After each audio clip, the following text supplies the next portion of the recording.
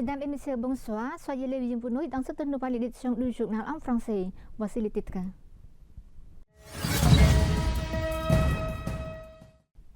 Samdech Mahabobor Thappadei Hun Manet, Premier ministre du Royaume du Cambodge, a dirigé ce matin une haute délégation pour effectuer une visite officielle en République des Philippines.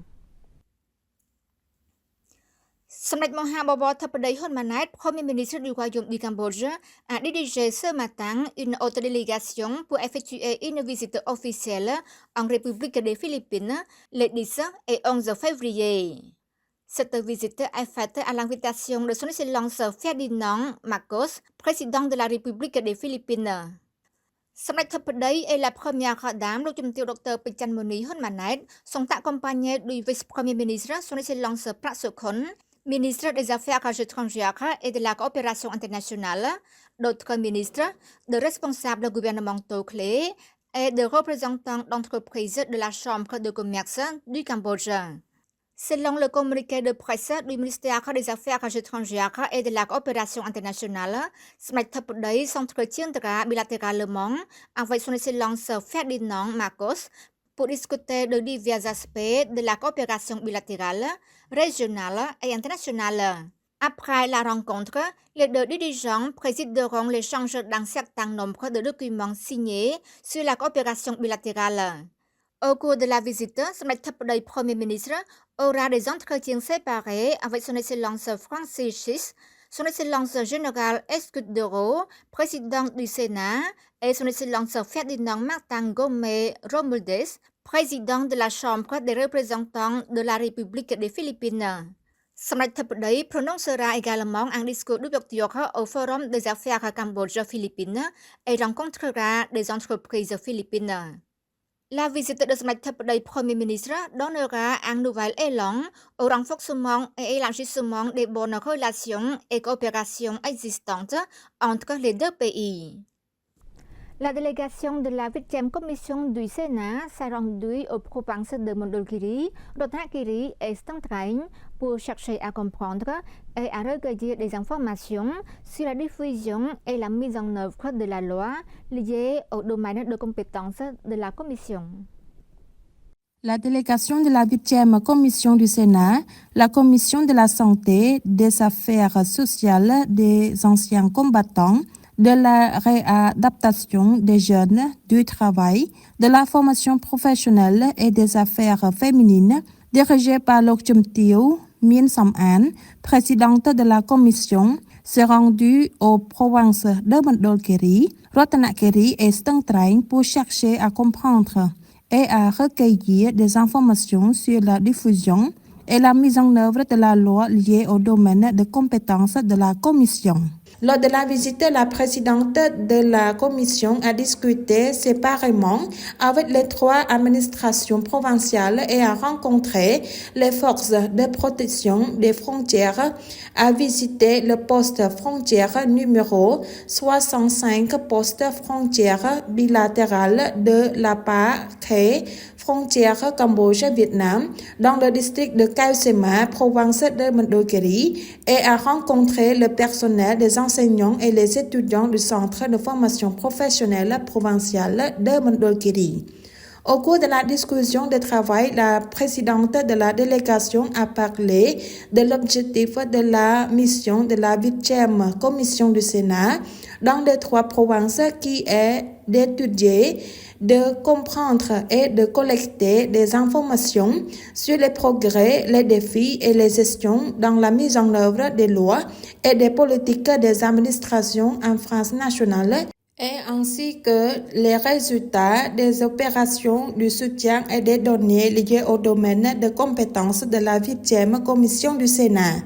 La présidente de la délégation a conseillé et encouragé les administrations des 3 provinces à accorder plus attention à des ressources humaines dotées de compétences et de capacités techniques, car à l'heure actuelle, le gouvernement royal continue de mener des réformes dans tous les secteurs, notamment en promouvant et en accélérant l'utilisation de la technologie numérique comme une lignes clés du développement en assurant la bonne gouvernance et fournissant de meilleurs services publics.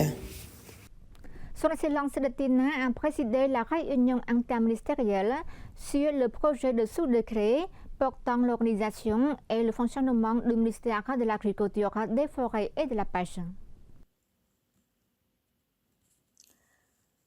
La réunion s'est tenue sous la coordination de Son Excellence Yubuna, secrétaire d'État permanent du ministère de la Fonction publique, avec la participation de dirigeants du ministère du Développement rural, du ministère du Commerce, du ministère de l'Industrie, de la Science, de la Technologie et de l'Innovation, du ministère de l'Environnement et du ministère des Ressources en eau et de la Météorologie. Cette réunion a été organisée pour examiner et fournir des conseils sur l'organisation des fonctions et de la structure du projet de sous-décret portant l'organisation et le fonctionnement du ministère de l'Agriculture, des Forêts et de la Pêche, conformément aux objectifs communs du gouvernement royal. Son Excellence de Tina, ministre de l'Agriculture, des Forêts et de la Pêche, a déclaré que le ministère de l'Agriculture a proposé 11 tâches principales dans l'analyse fonctionnelle, notamment 1. Des mesures économiques pour déployer les agents agricoles des communes, ajuster la chaîne de valeur pour maintenir la stabilité des prix et orienter les agriculteurs. 2. Fournir des techniques agricoles et de récolte. 3. Guider la chaîne de valeur. 4. Rechercher des intrants agricoles. 5. Gérer les intrants agricoles. 6. Gérer les mesures d'assainissement et phytosanitaires. 7. Fournir des services de test pour divers intrants agricoles. 8. Fournir des techniques de transformation primaire. 9. Gérer les ressources naturelles agricoles, y compris la terre, la forêt, la faune et l'environnement. 10. Rechercher et former des ressources humaines et les compétences professionnelles agricoles. Et 11. Gérer les partenaires de production et le secteur privé. Son Excellence le ministre de Tina a exprimé son grand optimisme quant à la publication officielle du projet de sous-décret et le ministère de l'Agriculture, des Forêts et de la Pêche s'est engagé à le mettre en œuvre strictement dans un esprit de haute responsabilité visant à promouvoir la croissance et le développement du secteur agricole et à être un bon exemple pour les ministères et institutions concernées. Son Excellence Chai Thisai, ministre du Développement rural, a reçu une visite de courtoisie de Son Excellence Shahruddin On, ambassadeur de Malaisie au Cambodge. Pour commencer, Son Excellence Chai Thisai, ministre du Développement rural, a souligné la vision et l'orientation du ministère du Développement rural pour transformer les zones rurales en zones prospères, augmenter les revenus des ménages, améliorer les conditions de vie et réduire l'écart entre les zones urbaines et rurales en ciblant 5 objectifs pour les zones rurales. 1. Des personnes avec un niveau de vie décent. 2. Des citoyens en bonne santé. 3. Des citoyens vivant dans la dignité. 4. Des infrastructures résilientes. Et 5. Une bonne gouvernance. Dans le même temps, Son Excellence le ministre a également exprimé sa gratitude au gouvernement malaisien qui a toujours soutenu le Cambodge dans les domaines de la construction d'infrastructures, de l'éducation et de l'investissement. En outre, Son Excellence le ministre a également mentionné une orientation stratégique à laquelle le ministère prête attention et qui met en œuvre, à savoir la préparation de villages modèles, car ce programme fait également partie de la stratégie du Pentagone du gouvernement royal du Cambodge.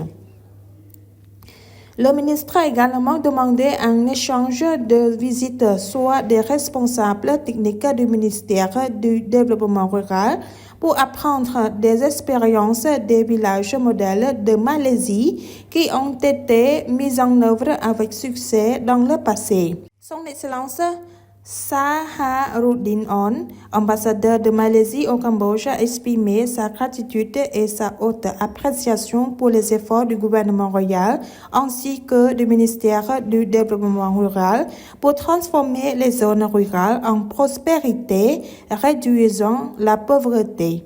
Son Excellence l'ambassadeur a également accepté la demande de Son Excellence le ministre et a promis de poursuivre une coopération plus étroite avec le gouvernement royal du Cambodge ainsi qu'avec le ministère du Développement rural. C'est la fin de notre journal. Merci pour votre fidélité au journal en français. Nous vous retrouverons lundi prochain à la même heure. Au revoir.